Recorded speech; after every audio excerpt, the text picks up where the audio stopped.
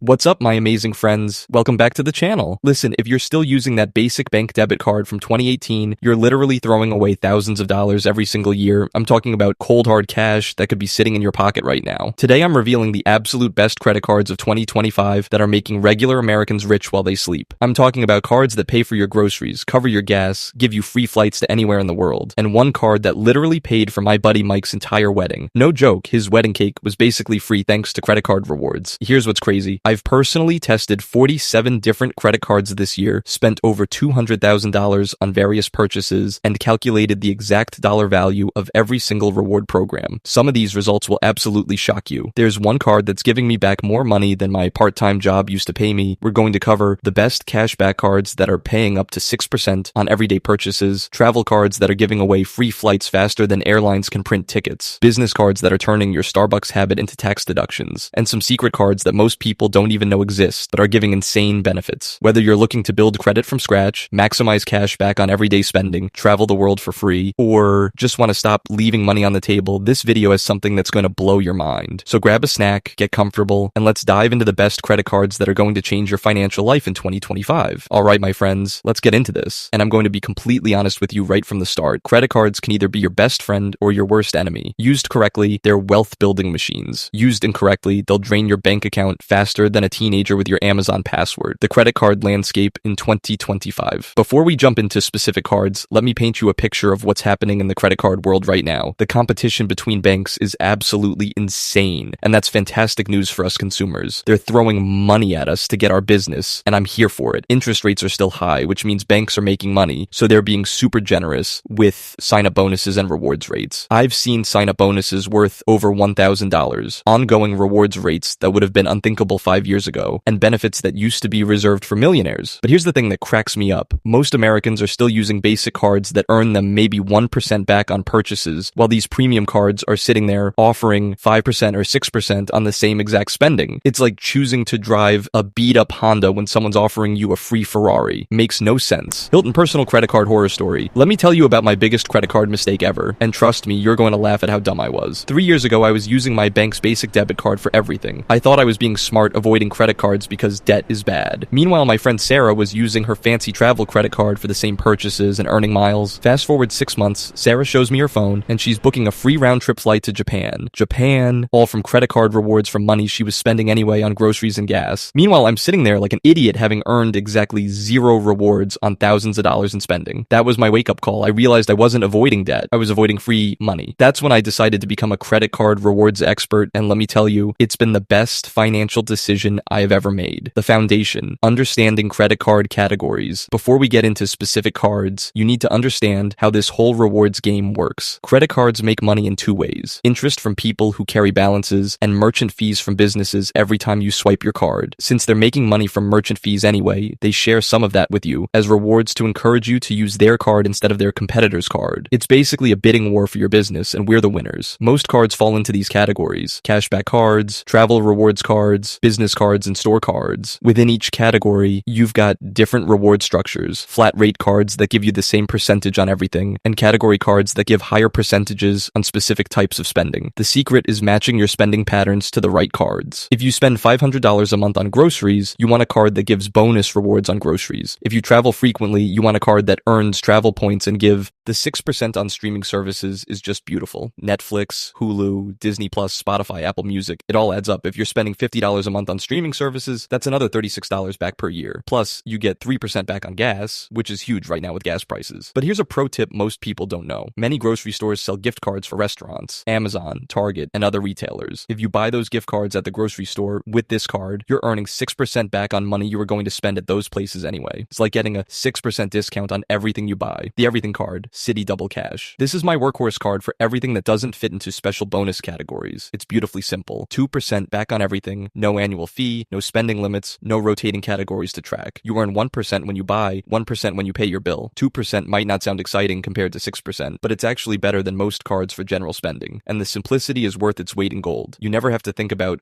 whether you're using the right card or not. I use this card for random purchases that don't fit anywhere else. Clothes shopping, electronics, home improvement stuff, random Amazon purchases, purchases that don't qualify for higher rewards elsewhere. Last year, I earned over $400 just from miscellaneous spending on this card. The rotating rewards rockstar, Chase Freedom Flex. This card keeps things interesting, with rotating 5% categories that change every quarter. This year, we've had categories like gas stations, grocery stores, Amazon, PayPal, and more. The key is activating the bonus each quarter and then maximizing your spending in those categories. The 5% rate applies to up to $1,500 in purchases per quarter, so you can earn up to $75 per quarter or $300 per year just from bonus categories. Plus, you earn 1% on everything else. Here's a strategy I use. When PayPal is a bonus category, I add my PayPal account to services like Venmo, and suddenly all my peer-to-peer payments are earning 5% back. When Amazon is a category, I stock up on household essentials and non-perishable items. When gas is a category, I make sure to fill up frequently instead of letting my tank get low. The Travel Rewards All-Stars. If you love to travel, Travel Rewards cards can literally give you free flights and hotel stays. But even if you don't travel much, these cards often have valuable benefits that can save you money on everyday purchases. The Premium Travel King, Chase Sapphire Reserve. This card has a $550 annual fee, which sounds scary, but stick with me because the benefits are absolutely insane. You earn 3x points on dining and travel, 1x point on everything else, and here's where it gets good. Those points are worth 1.5 cents each when you redeem them for travel through their portal. But wait, there's more. You get a $300 annual travel credit that automatically applies to any travel purchase. So right there, your effective annual fee is only $250. You get Priority Pass lounge access, which saves you money and aggravation at airports. You get rental car insurance, trip delay protection, baggage delay insurance, and a bunch of other travel benefits. I calculated that the benefits alone save me over $1,000 per year compared to not having the card. The $300 travel credit covers my airport parking and Uber rides to the airport. The lounge access saves me probably $200 per year in airport food and drinks. The rental car insurance has saved me hundreds on rental car coverage fees. But here's the secret sauce. You can transfer points to airline partners at a 1-1 ratio, and sometimes those transfers give you way more than 1.5 cents per point in value. I've booked flights where my points were worth 3-4 cents each. That's like getting 9 to 12% back on dining purchases. The everyday travel hero, Chase Sapphire Preferred. If the reserve seems too expensive, the Preferred is a fantastic middle ground. You get 2x points on dining and travel, the same transfer partners as the reserve, and points are worth 1.25 cents each when redeemed for travel. The annual fee is only $95. You don't get some of the premium benefits like lounge access and the $300 travel credit, but you still get excellent travel protection and the ability to transfer points to airlines and hotels. For most people, this card offers 80% of the value of the reserve at less than 20% of the cost. The no-fee travel wonder Capital One Venture one. If you want travel rewards but don't want to pay an annual fee, this card is perfect. You earn 1.25x miles on every purchase, and miles are worth 1 cent each when redeemed for travel. It's essentially 1.25% back on everything, but in a form that's useful for travel. The beauty of this card is its simplicity. No bonus categories to track, no annual fee to justify, just straightforward rewards that you can use for any travel expense. Plus, Capital One has been adding TRA